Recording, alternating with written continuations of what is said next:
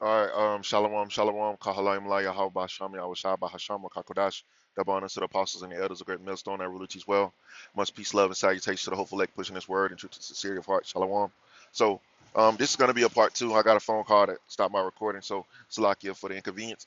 But continuing back in the spirit, it's storytelling failure. It says a writer or communicator can't develop a compelling pilot or maintain reader interest, getting struck or revealing the mystery too soon, according to quoted thread. So, in simple terms, it's when the pilot gets it's when the pilot gets lost, the why becomes unclear, or the storyline unravels, whether it's your life story or a public event, and that's what we're seeing. The plot. Nobody's believing Esau stories anymore because they just not believable, and they don't even. They're so sloppy with their actions that how can you still believe the story because it's so sloppy? Esau is losing his grip, man. He's losing his grip. He's losing it. You know, um,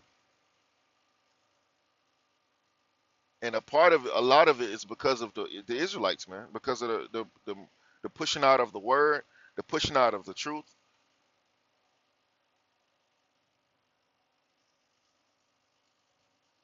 Because we tell this truth, it makes us the enemy. This is the book of Galatians 4:16. Am I therefore become your enemy because I tell you the truth? Yeah.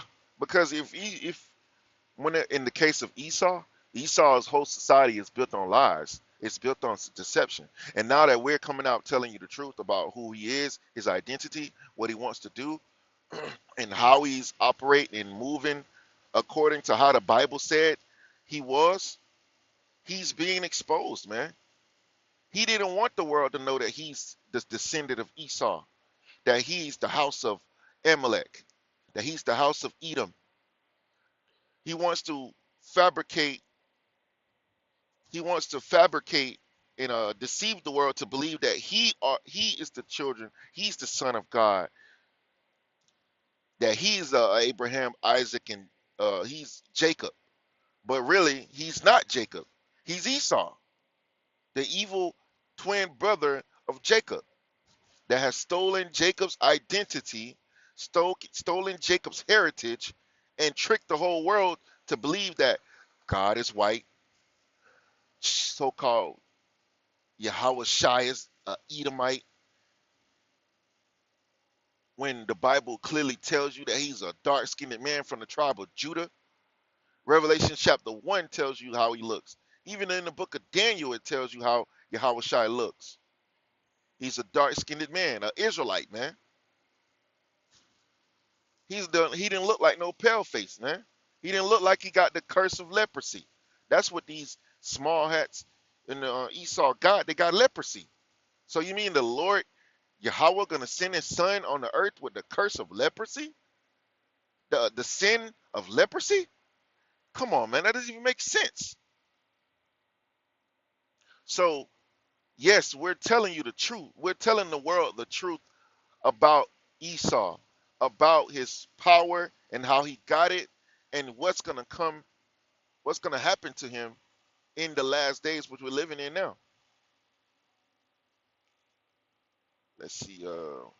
We're speaking the words of prophecy. It's the book of Hold on. No, no, no, no, no, no, no.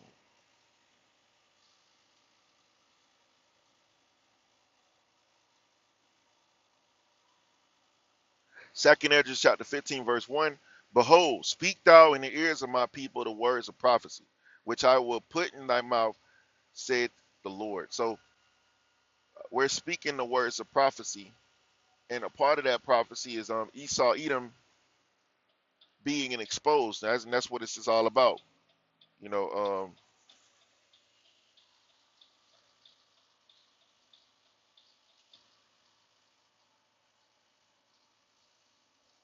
look at this headline.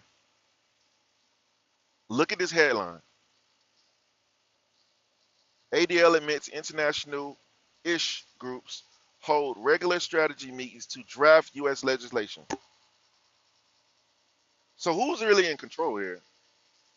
It says the seven largest ish communities are on Earth hold bi-weekly Zoom meetings organized by ADL to draft legislations for the United States to advance the blank agenda.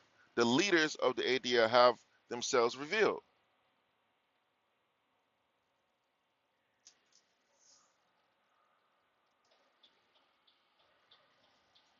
What does it mean to draft legislations?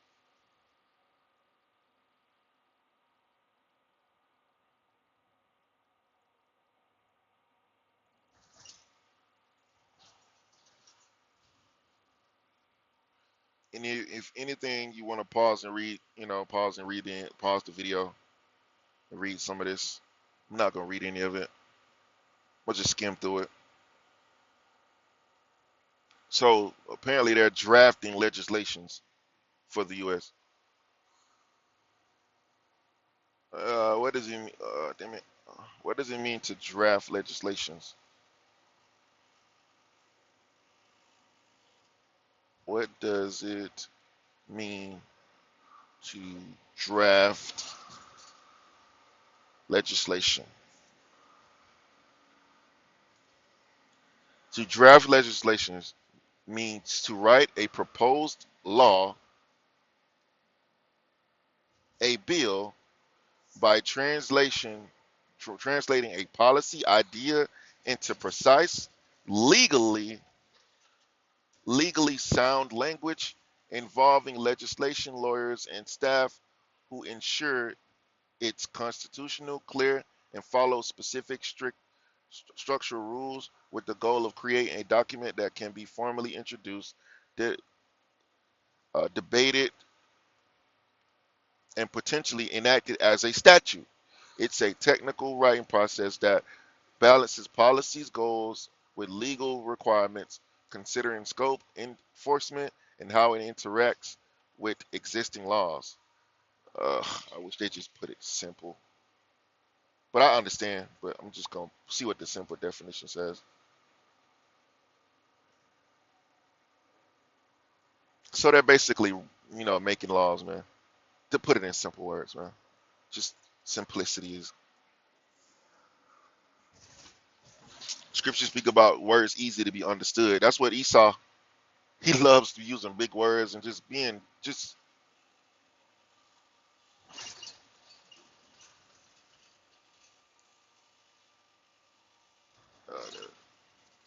this is 1 Corinthians 14 and 9. It says, so likewise, except ye utter by the tongue words easy to be understood, how shall it be known what is spoken? For ye shall speak into the air. And that's exactly what Esau does, man. He's speaking to the air because of what all the big words that he used. He liked to be super sophisticated and use sweet words and compliment. I mean, he used sophisticated words. Nobody understand what the hell he's really saying. Well, he could just be simple. But he does not going to do that because he speaks, smooth words, man. The scriptures speak about smooth words. So we break things down to where you can understand it very simply, man. Because that's the best way. Simplicity. Make it easy to be understood. They say, oh, we're drafting legislations. Why won't you just say, oh, we're passing laws? You see? So this is another example. Drafting legislation means writing the specific form of. See, look at all this. Got to give all these big words. It says idea to build. Someone has an idea for a new rule. Boom. That simple.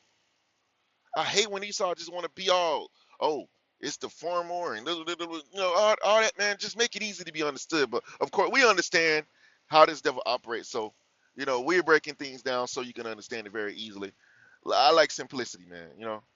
It says writing the draft. Legal drafters write the exact words, making it a bill. A draft law. Precision is key. The language must be clear. Use active voice. Blah blah blah. So they're basically making laws. Um, they're making laws and statutes. I'm sorry. What am I looking for? What? Okay. People's voice. The original article that this lesson is about, is a little further down. I meant to click on it. All right.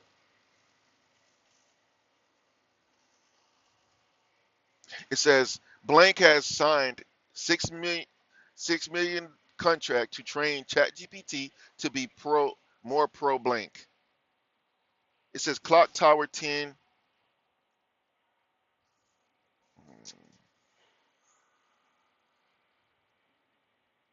Clock Tower 10 will generate and spread content across platforms, help game algorithms, plus manage AI frameworks to make them more blank friendly. At least 80% of the material is tailored for Gen Z across TikTok, Instagram, YouTube, podcasts, and social platforms. Clock Tower will also deploy websites and content to deliver GPT framing results on GPT conversation. In other words, they will create new websites to influence how AI GPT models such as ChatGPT, which are trained on vast amounts of data from every corner of the internet, frame topics and respond to them as all on behalf of the tiny tops.